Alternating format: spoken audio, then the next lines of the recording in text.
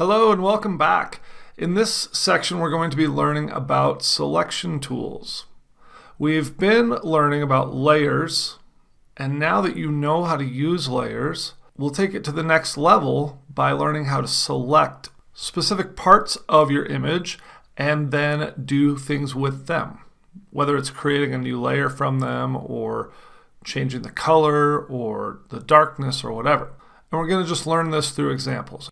Okay, so let's take a quick look at the tools we'll be looking at and then we'll dive right in. The selection tools we'll be talking about are all found right up here. Okay, the first section is the shape tools. So you have a rectangular marquee and an elliptical marquee, and then these two you'll probably never use.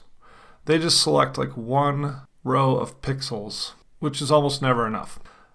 But as they sound, the elliptical marquee tool will select a circle or an oval. The rectangular marquee tool will select a square or a rectangle. And these can be useful if you have a specific shape like a square or a circle and it's a very sharp edge and you need to select it.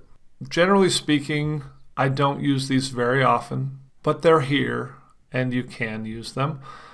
For instance, if you wanted to, say, select this whole image, I'll shrink it down a little bit to make it easier. I'm going to hit Z for zoom, and then I'm going to hit Alt, Option on your Mac, and click a couple times to zoom out. And then I'm going to go back and I'm going to select on this tool. And you'll notice when I hover over it, the marquee tool is M.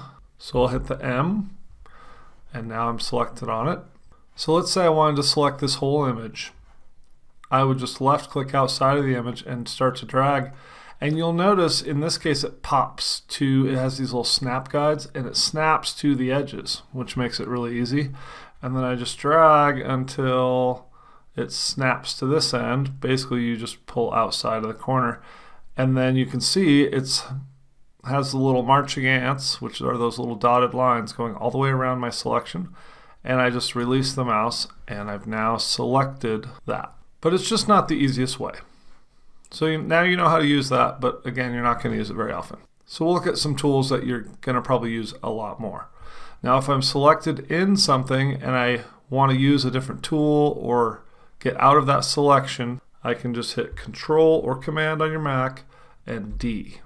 And that's deselecting your selection. You can also go up to the Select menu here, and you'll notice you can hit Deselect or reselect, which is a really nice one. So if I wanted to get that back, I can hit reselect and I'll select it again. And then you can also select the inverse, which in this case I don't have. I have the whole thing selected, so there is no inverse to everything, but I'll show you how to use that later. And then there's select all. And notice that that's Control A.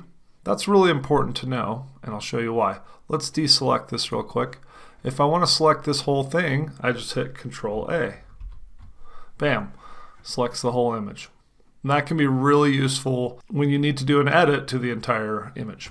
Okay, again, I'm going to hit Control D to deselect that, and we'll keep moving on. One little tool tip is that you can either left click and hold, and then hover over whichever one you want to use, and then release the mouse. Or you can right click and it'll bring up the menu, and then you hover over whichever one you want to use and you left click the mouse. Or even better, you can hit your shortcut keys. So again, the marquee tool is the M. So if I hit M, well, let me hit the V key. I'll move to my move tool. Watch up here. Now I want to go to my marquee tool. I hit the M. That selects it. The problem, you might say, is what if you want to select the rectangular marquee tool, not the elliptical marquee tool? Well, you can hold Shift and M and it will toggle through the marquee tools. Notice it's not bringing up those other tools because they just aren't used. But you can hit Shift and toggle back and forth, okay? The same goes for the lasso tools. If I right click here, you'll see it gives me 3 different versions of the lasso tool. We have the regular lasso tool, we have the polygonal lasso tool, which does straight lines, and we have the magnetic lasso tool, which basically kind of snaps to whatever line it can find that it thinks you might be trying to follow. And I'll show you how these all work. But again, I want to show you how to use the shortcuts. So I'm going to go off of this and I'm going to hit V to go back to my move tool. And I'm going to hit Shift and L. First I'll get my polygonal lasso tool. If I hit it again, I'll get the magnetic lasso tool. And you can see a little magnet icon on top of the lasso there. And then if I hit it again, I'll get my regular lasso tool, which is just a regular lasso. And I'll show you how these work real quickly.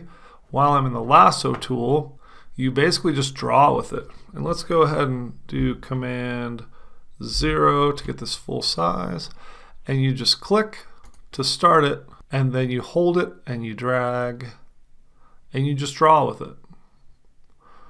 And you can see that this would require a ton of hand-eye coordination and precision to outline a mountain like this accurately. But if you're up for that, please be my guest. But I'll show you either easier ways. And this tool can be really incredible though for doing a little bit of touch-up on your selections, and I'll show you that later too.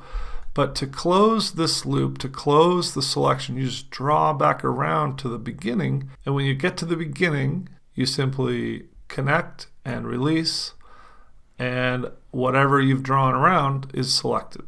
Okay? Let's go ahead and Control D to get rid of that. And let's go ahead and hit Shift and L and select a different lasso tool. Here, I'll put this up in the sky so you can see it better. We'll hit Shift and L, and now we're in the polygonal lasso tool. And we'll use this one in a different example, but basically you just click and move the tool, and notice as I move, it's just going to keep a straight line in any direction. So I can basically select a square, I click again, move, click again, move, click again, and move. And notice on this one, I have the little circle right next to the tool. You have to see that circle in order to complete your selection. If I'm down here and I click, it's not going to complete my selection.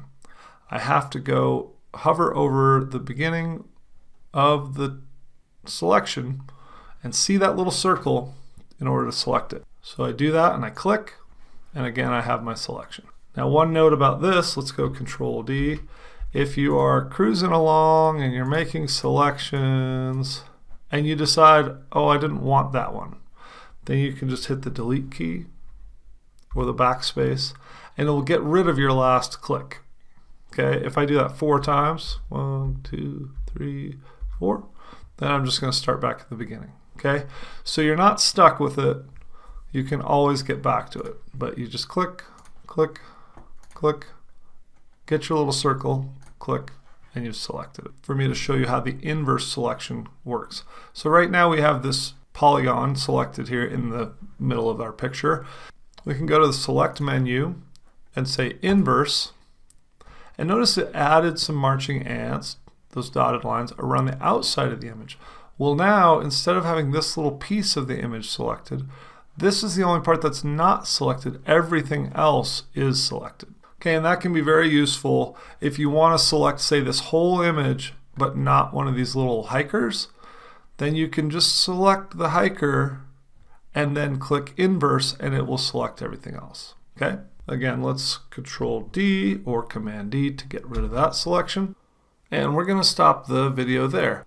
In the next video, we'll continue talking about the lasso tools, and then we'll dive into the crown jewel of the selection tools, which is the quick selection tool.